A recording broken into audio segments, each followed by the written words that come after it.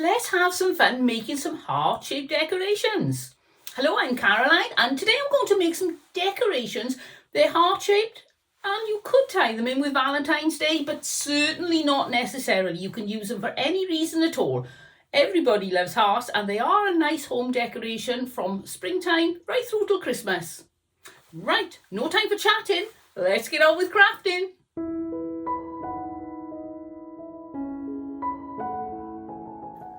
This craft could be for Valentine's Day, it could be for a birthday gift, it could be just because you like it so much you want to make one and put it up on your shelf somewhere or in your bedroom. I'm going to use this bear. Look at that face. Isn't she pretty? She's got a lovely little bow and she's a Pookie Bear, and Pookie Bear cost me £1 from the charity shop. And she's got a twin. I had them both £1 each. Oh, you can see the tag on there, but I'm only going to use the one this time, and I'm also going to try to make it reusable, this craft, so I can take Pookie back off the craft and change her up for something else. You have to be careful because if you put too much glue in, you can't get it off their fur and then they're ruined really. I got this placemat. I got a few, I think I had 3 or 4 for £1 and thought, well, they'll make good bases for something. And I thought of the idea to use this one. And I've got this, which I've had for ages, and thought, I wish I hadn't bought it because I don't mind using the thin ones like this, but if you're sticking these on something, they just stick out a little bit too far for my liking. It's just my tastes. But I come up with a brilliant idea. So first thing I need to do is to remove this little part of the frame from the back. It's nice and easy to do. It's just got these little slidey things.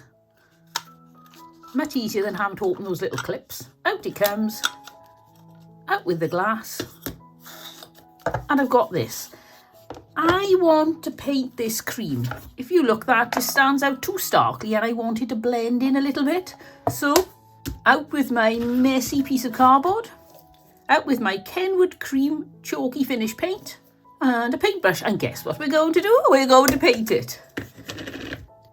This paint is very thick now. It's been getting thicker for the last couple of weeks. It's quite studgy now, which isn't a problem because it covers quicker.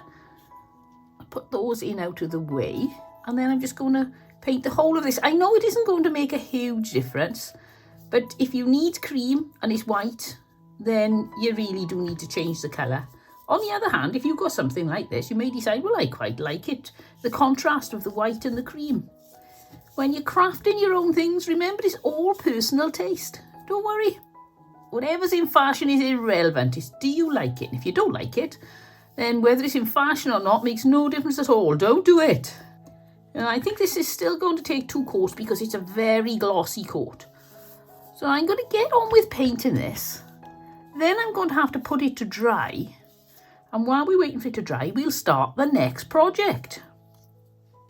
And then we'll carry on while we're waiting for that project to dry.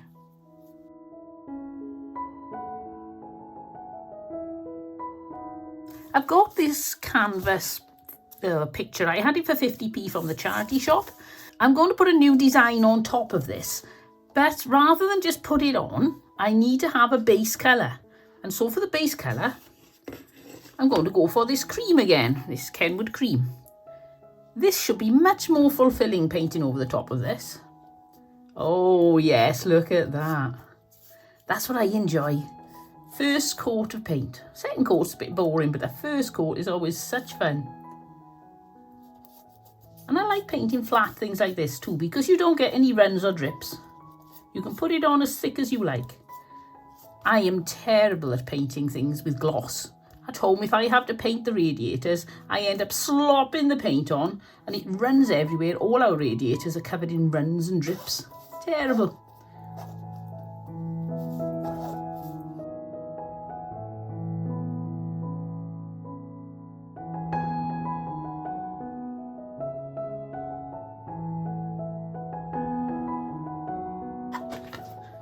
So I've painted the top, but I need to paint the sides, and I always get in a mess doing this, and I wanted a Lazy Susan for quite a while. I was in the charity shop yesterday and found this for £2. I thought this would be perfect. I don't mind if this gets covered in paint. I think that's quite part of the charm if you're a crafter, is having things that are covered in paint. I love this piece of cardboard. I don't think I'll ever throw it away. So I'm going to pop my tub of buttons on there. Pink ones. Not that that's important. You can use any tub of buttons. Right, I'm going to pop my frame on there. And now I can paint around the sides and I can put my finger on the inside to hold it in place a little bit. But it's held up off the Lazy Susan, and then when I've done the one side I can just turn it around and do the other, whereas normally I have to stick my fingers in it to do that. So this is going to be perfect.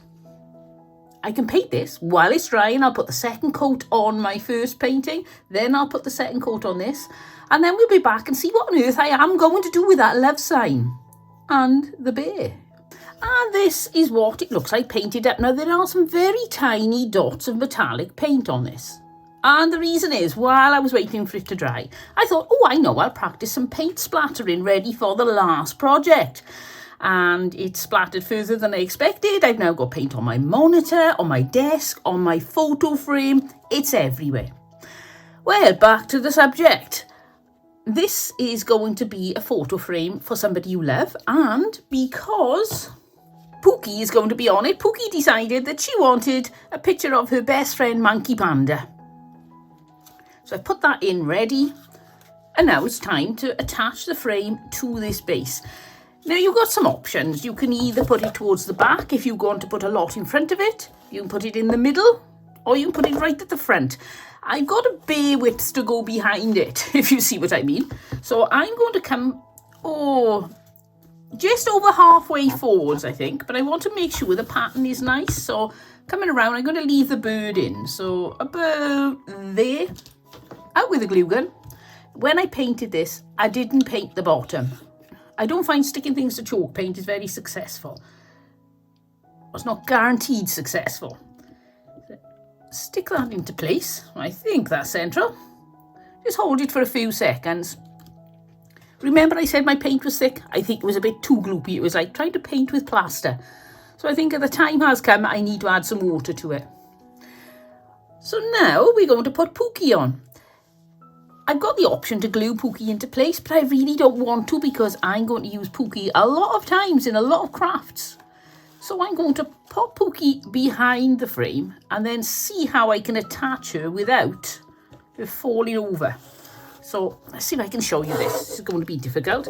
I'm going to push her one foot through the E. Like that. And then I'm going to pop her chin in the gap there, put her arm around,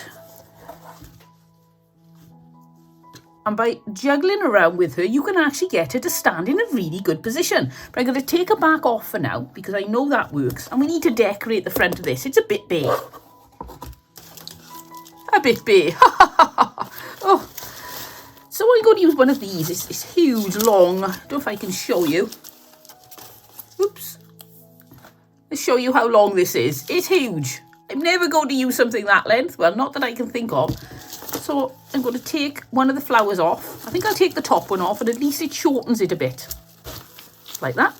A bit easier to store now. I don't want this big long bit sticking out there, so that's going to get the chop. And I'll be using that. I also need some foliage. So I'm going to use some of this lamb's jeu to go around the bottom. It'll tie in with the theme, which I think is perfect. I've chopped myself 3 bits of this lamb's jeu, which I'm going to stick on at the bottom of the love. Now, I don't know how I'm going to use all 3 bits. I don't want to hide the word love. I just think it needs a bit of something.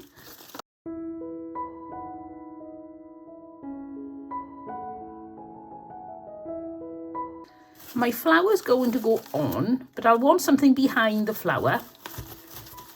That flower's very large. It's hiding the E. It's a bit of a risk to chop some of these petals off in case it goes wrong. Oh, I think I'm going to go for it. If it goes wrong, don't tell anybody. It'll be our little secret.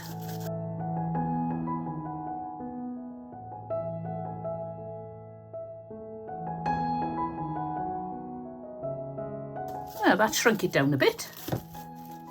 Oh yes, that's better. I still think it's a bit on the large size. No, I'll take another one off. It'll be bald now. I'll just be putting a little lump of plastic on. Still think it's too big. Let's try this. Oh, that's a better size. Remember, never be afraid to adapt your plans. Nobody knows what the original plan was anyway. I wonder if I could use these dotted around the place. Possibly.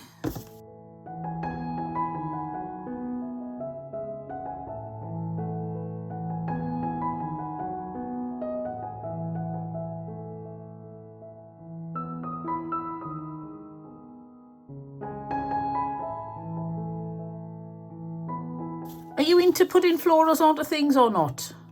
I can remember not many years ago, false flowers were so out. Nobody wanted false flowers. They were in all the thrift stores and they could pick them up for nothing. And suddenly, since crafting has become really popular again, you can't get them at any reasonable price. So you know me, any excuse for a bow. I've made this out of a piece of shredded fabric. I'm going to glue this into place. On the side there. Turn that round and glue it down when it's already turned because it won't face the right direction and we want people to see the pattern. And then snip the ends off.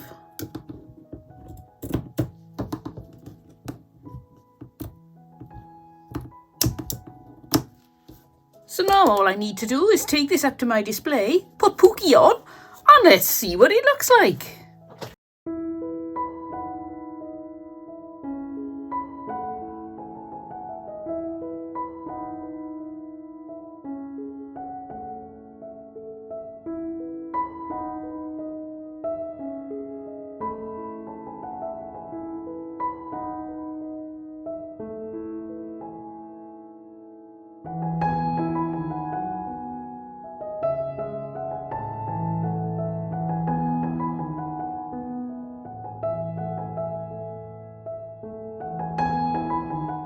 If you're enjoying this video, then don't forget to give me a thumbs up. It would be wonderful if you could subscribe and come along with me on many more journeys of making craft items for your home cheaply and easily, and usually quickly too.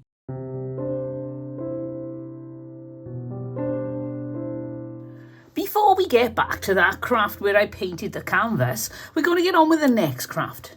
And for that, I'm going to use a cardboard heart. Now, this is just out of an Amazon envelope-y thing. It's not even a thick cardboard box. It's all you need. It doesn't have to be substantial. And I'm going to use some papers. I've got these that are very thin. Much easier to work with thin papers. I think these are actually designed for tea bag folding. And I got a pencil. And a Scotch glue stick. I'm going to pull my mat out because I don't want to get glue all over my big mat. Take your pencil, roll up the paper. Before you get to the end, take your glue stick, run it across. Preferably with those papers out of the way. As you can see, I've got all glue, hot glue everywhere on this. Give it a rub down, pull the pencil out, and you've got yourself a tube. And do that with several pieces of paper. So, as you can see, so easy. Roll it up. I would recommend you use a fluted type pencil, not a smooth round one, because that is really fiddly. It can be done, but I just find it easier with one with a bit of shape to it. Missed some edges there, so just top it up. And then stick it down. That's what I mean by one with fluted edges. Oh, in case you're wondering, this is a Staedtler Mars lumograph. This can be really therapeutic. You do accidentally get it wrong, which is easily done. I did it a few times. As long as you're quick, unroll it and do it again. Like that. Bring in your cardboard heart and your glue gun. You don't have to use a glue gun. This is one I made earlier just to practice on, and for this I used Mod Podge. It took forever to dry properly, and then when I was cutting them out, it kept popping the straws back off, so I wouldn't recommend Mod Podge. Maybe I didn't leave it to dry long enough. I've got all these. And I'm going to glue these onto the heart. That way. Well, I've just shown you anyway, haven't I? You can see where we're going. Now on this one, I rolled the papers diagonally, and it's a bigger heart, so I needed to get them long enough. And you can see it's left all these edges on there, so it's not the best way to do it. When you're gluing these, if you glue on the join, and then if your join starts to look a little bit dodgy, it doesn't matter because you can hide it. One nice straight central one, and then you can work from there either side. Find the join and glue them into place.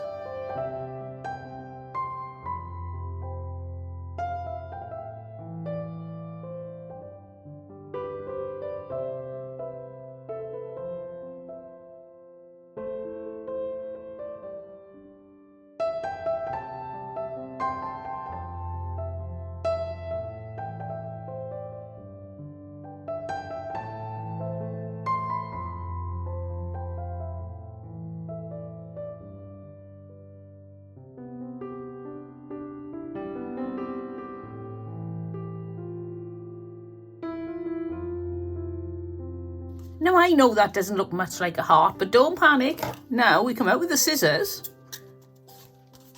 turn your heart over and start to trim all the way around.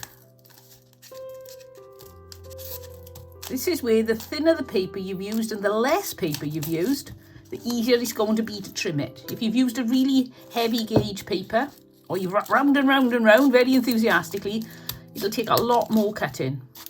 And as you can see, they move about when you cut, so they can pop off. But it's not a problem, just glue them back on again. Now that end one is really awkward, so I'm going to fold it over a little bit and glue that. If you want to be thrifty, you can cut some little cardboard hearts and glue these little ends onto that, or those, depending on how many you can make. Do some little baby ones too, but they will be very fiddly to cut around. I'm going to pop my finger protectors on for this next bit. I've got this braid of red twine, a plait or braid, whatever you call it. Where's the camera? There. Just going to put a little bit of hot glue on the end where I've cut the knot off and roll it so that it stays together.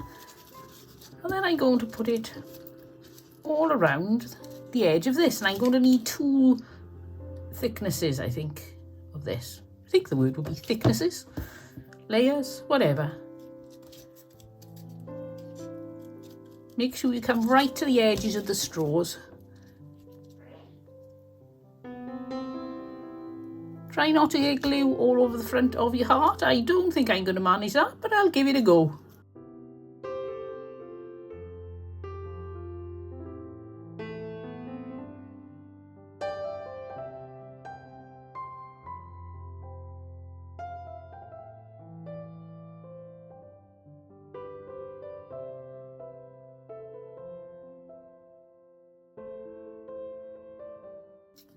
I'm going to make a bit of a simple decoration for this one. So pop on some hot glue and trim that to about there. I can always change my mind and chop it shorter later. Pop it there, and then put my loopy bow there. Then let's have a look at the length. I was going to put some florals on, but decided against on this one. So now I just chop those like that.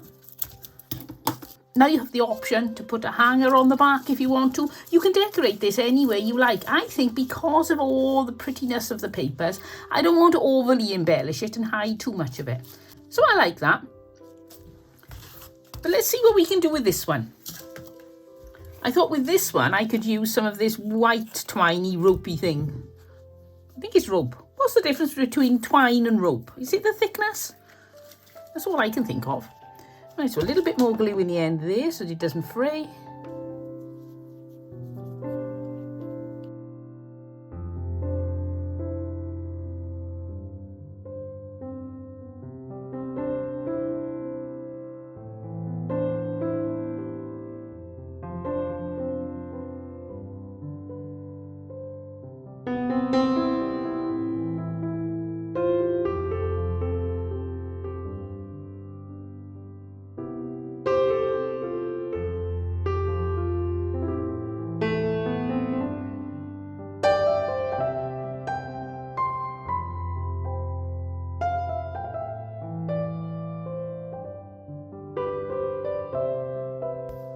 I'm going to put a hanger on this. So I'm going to unfray the edges of this ropey twine.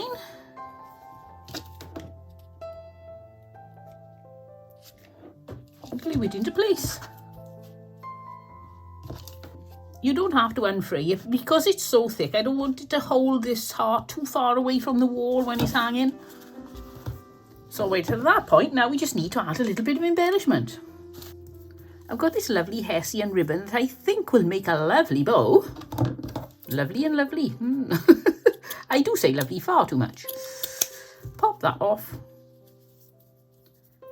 And then on with the finger protectors because Hessian does let the hot glue through and you'll burn yourself. Fold it into a loop and glue it down. So a run of glue down there. On it goes. Give it a little push.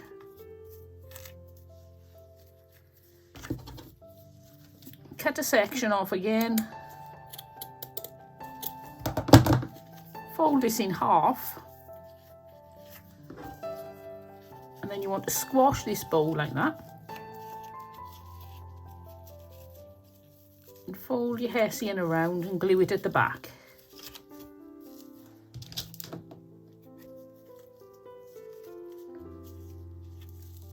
Then I'm going to cut some more rope.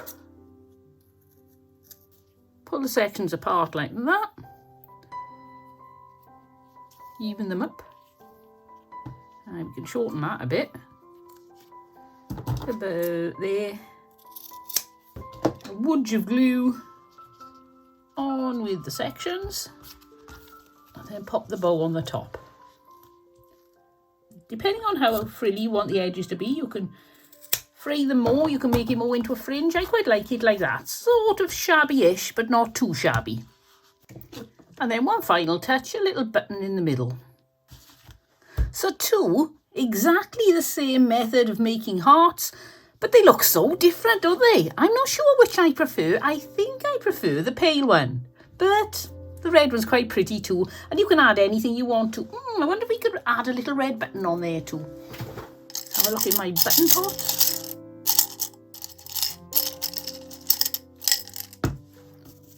Oh yes, I think we need to add a spotty button. There, I think that's even better. Alright, let's see what these look like up on my display.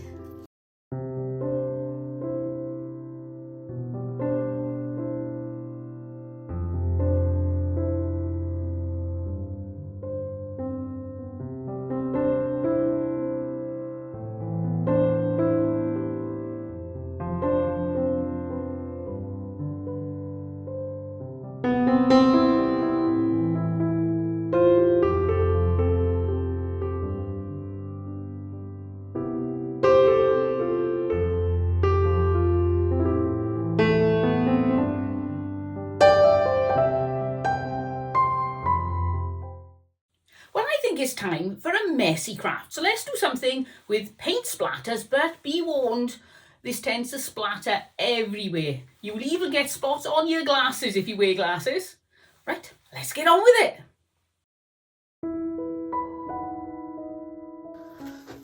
Now let's carry on with this canvas I painted. I have no idea what's going on there. It's got a little circle that's coming through. No matter what I do, I can't clear it. So I'm going to cover my workspace with this piece of cardboard, which is going to be woefully inadequate because we're going to make a bit of a mess. But I don't have a piece of cardboard bigger than this.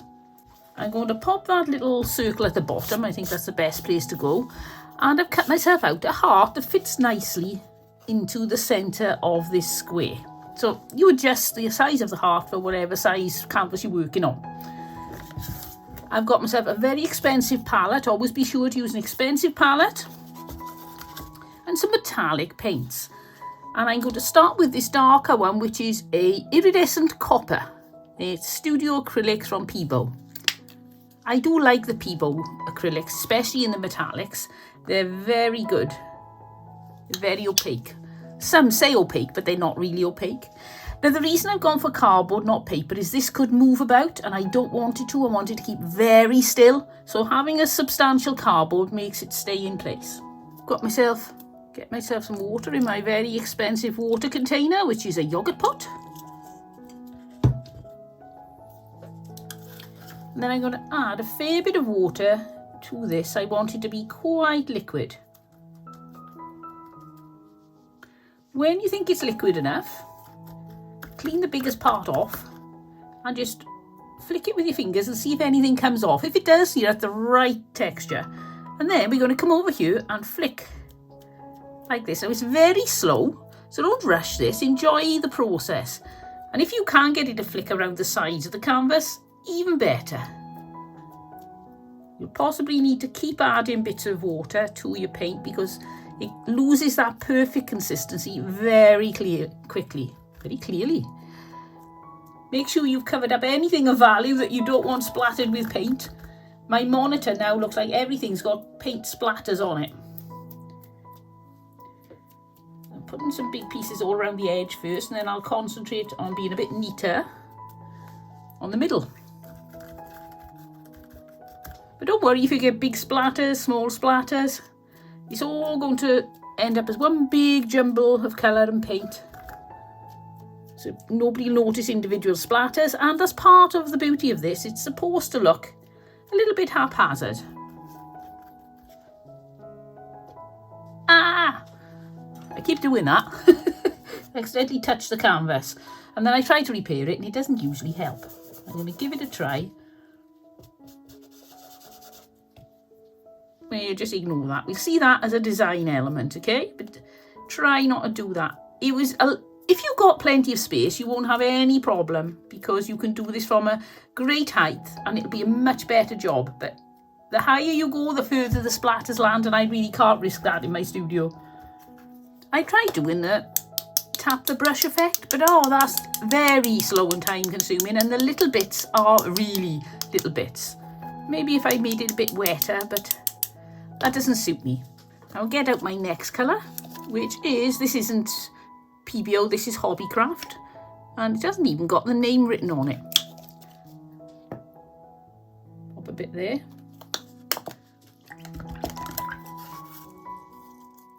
I'm mixing between the two colours, gives me a third colour. I've got this Deco Art Metallic Silver, or Oyster Pearl. I'm going to try a bit of this. I've never used this before for splattering, so this is going to be interesting.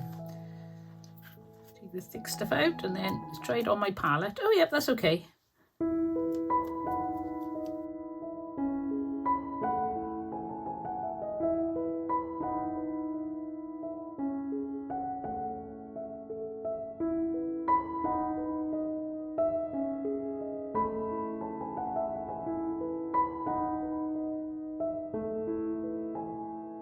And now you can just carry on spattering and spattering until you can spatter no more. I think I'm going to stop there because otherwise I'll be here for hours. Now you can either leave this to dry, which is a good idea, or if you're impatient like me, get my little pokey thing, poke it in to the bit of cardboard and lift it up like that, and there you've got a reverse spatter heart. So this needs to dry and then we'll see what this looks like up on my display. It's very simple, very clean and basic, and I think it's lovely.